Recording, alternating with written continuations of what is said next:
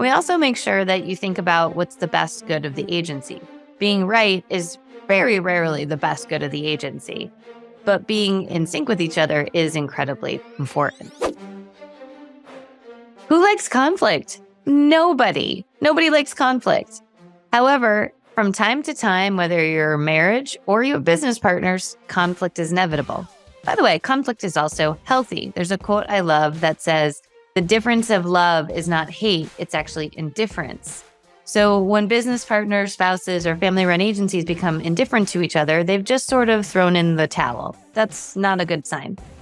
What you instead want to do is make sure, as a whole, you're always passionate about the business, passionate about your family life, but have some healthy boundaries. So when conflict arises, we always remind everybody to say that this is still a professional environment. When conflict arises in my household, I'm Irish, my husband's Italian. It's a big old spurt that's quick and furious, and then we just go back to normal. We just got it off our chest. However, doing that in a workplace is highly unprofessional. So the way that you deal with conflict at home cannot be the way that you deal with conflict in the workplace. There still has to be professionalism. As well, there has to be healthy communication without voice raising. Voice raising is not a professional experience.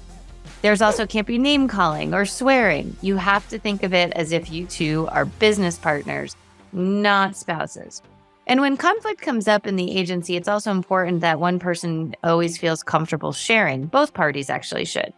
I know sometimes in norms, people say, I'll just let it go, I'll just ignore it. And those can be unhealthy patterns as well. When there is conflict, we recommend that everybody sit down, create an agenda, and have a professional meeting, just like you would if you weren't spouses. Maybe you're just business partners. There would be a meeting. We recommend that you make sure cooler heads prevail. And we also make sure that you think about what's the best good of the agency. Being right is very rarely the best good of the agency, but being in sync with each other is incredibly important.